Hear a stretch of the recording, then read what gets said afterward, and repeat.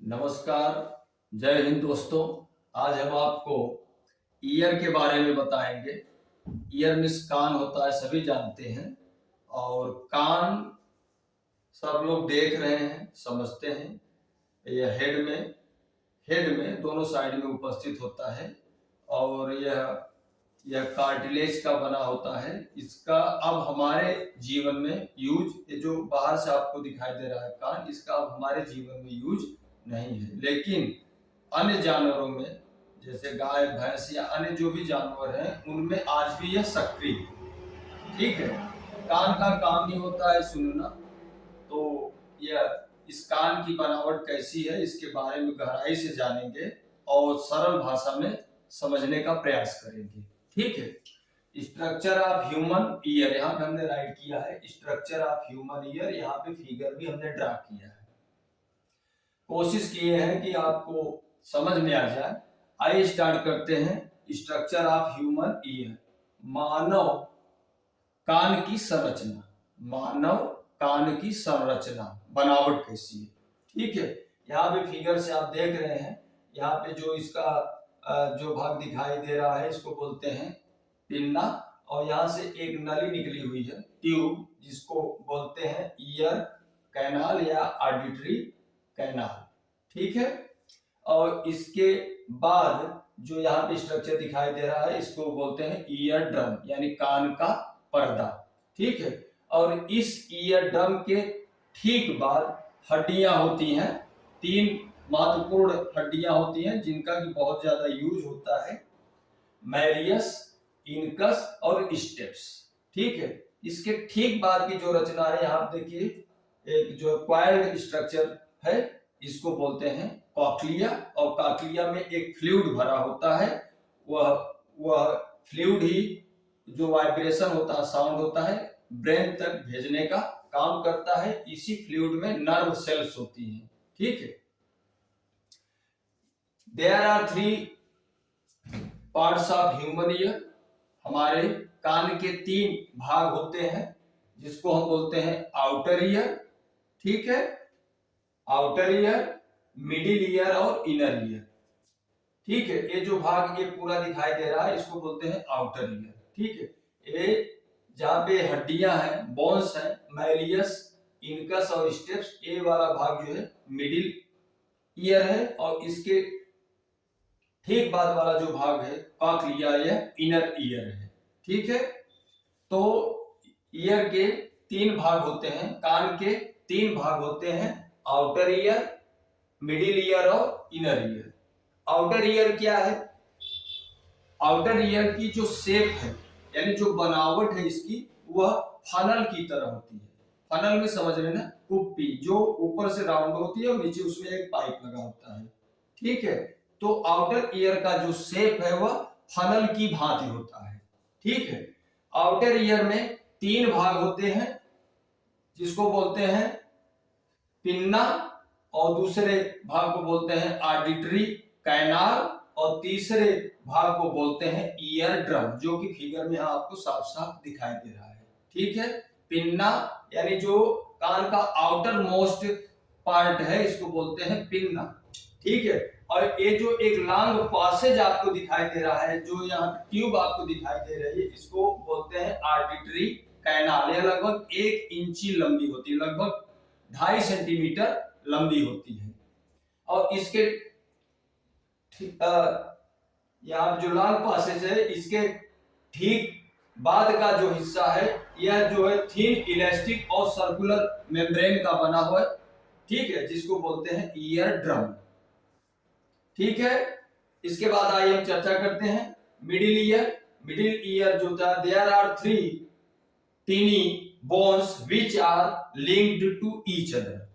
Middle ear में 3 हड्डियां होती हैं जो एक दूसरे से जुड़ी होती हैं। ठीक है, जिनका नाम है मैलियस, इनकस और स्टेप्स। मैलियस, इनकस और स्टेप्स, इन तीनों को सम्मिलित रूप से ऑसिकल्स बोलते हैं। क्या कहते हैं? ऑसिकल्स कहते हैं। ठीक है, यह जो है सिस्टम ऑफ लीवर की तरह काम करता है। ये तीनों जो होते हैं सिस्टम ऑफ लीवर की तरह काम करते हैं। नेक्स्ट है इनर ईयर। इनर ईयर जो होता है एक क्वाइल्ड स्ट्रक्चर होता है, क्वाइल्ड स्ट्रक्चर होता है, लपेटा हुआ स्ट्रक्चर होता है, जिसको बोलते हैं कॉक्लिया। ठीक है, तो inner part of year has a coiled tube called cochlea. Okay, cochlea में जैसा हमने आपको पहले बता दिया कि एक फ्लूइड भरा होता है, एक द्रव भरा होता है। इस फ्लूइड में नर्व सेल्स होती हैं, तंत्रिका कोशिकाएं होती हैं। ठीक है, और इस कॉक्लिया का एक एंड जो होता है वह ऑडिटरी नर्व से कनेक्टेड होता है और वह ऑडिटरी नर्व हमारे ब्रेन तक जाती है। ऑडिटरी नर्व हमारे ब्रेन से कनेक्ट होती है। ठीक है, आइए अब हम आपको इन तीनों का आउटर ईयर, मिडिल ईयर और इनर ईयर का वर्किंग बताते हैं। काम क्या है इनका, फंक्शन क्या है।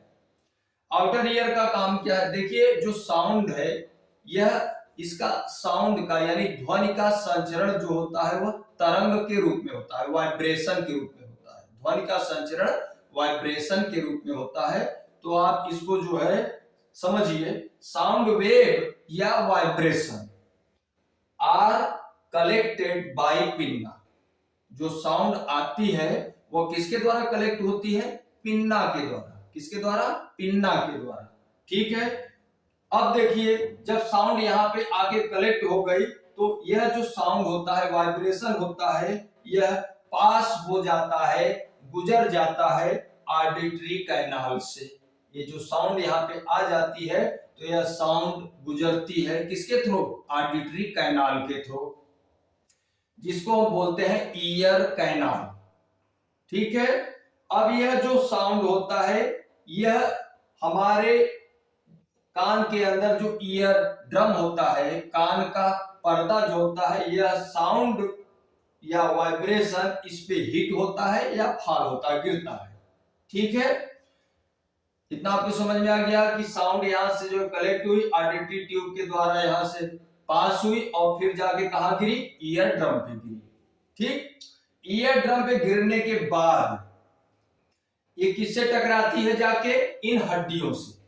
वाइब्रेशन किससे टकराता है, हड्डियों से। और जैसे ही वाइब्रेशन हड्डियों से टकराता है, ये हड्डियां जो होती हैं इस वाइब्रेशन को एम्पलीफाई कर देती हैं, यानी इस वाइब्रेशन के स्पीड को इंक्रीज कर देती है, बढ़ा देती है।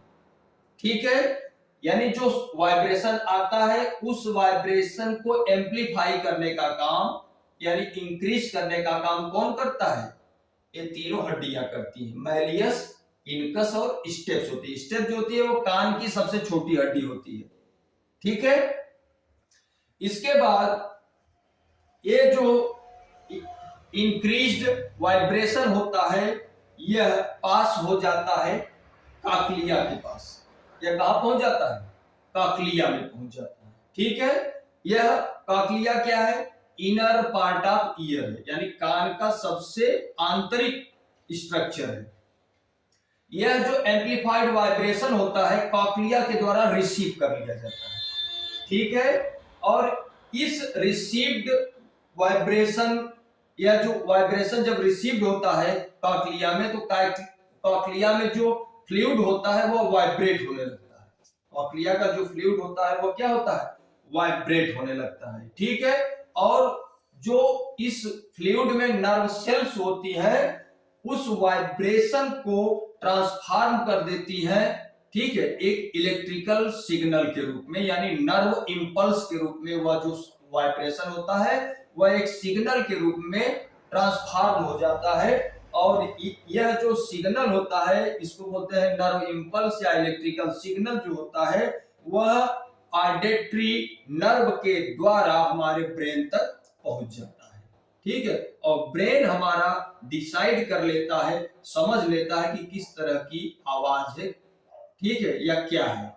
यह डिसाइड करने का काम, साउंड को डिसाइड करने का काम, समझने का काम ब्रेन करता है। और ब्रेन में जो वाइब्रेशन होता है वो किसके थ्रू पहुंचता है, ऑडिटरी नर्व के द्वारा, ऑडिटरी नर्व के द्वारा।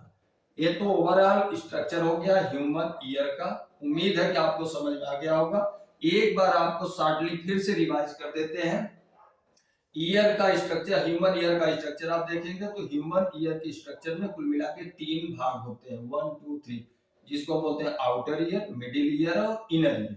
ठीक है, आउटर ईयर में होता है पिन्ना, ऑडिटरी कैनाल और ईयर ड्रम होता है। पिन्ना के द्वारा साउंड यानी वाइब्रेशन को कलेक्ट किया जाता है और ईयर कैनाल के थ्रू इसको ईयर ड्रम पे भेज दिया जाता है, यानी इस पे हिट होता है। ईयर ड्रम पे जैसे ही साउंड या वाइब्रेशन हिट होता है, गिरता है, तो यह जो ट्रांसफॉर्म हो जाता है इन तीनों हड्डियों में। ये हड्डियां मैलियस, इनकस और स्टेप्स इस वाइब्रेशन को एम्पलीफाई कर देती हैं, इंक्रीज कर देती हैं, और फिर यह एम्पलीफाइड वाइब्रेशन कॉक्लिया में पहुंचता है, जिसमें फ्लूइड भरा होता है। यह फ्लूइड वाइब्रेट होने लगता है और यह वाइब्रेटेड जो फ्लूइड होता है यह कनेक्टेड होता है ऑडिटरी नर्व से।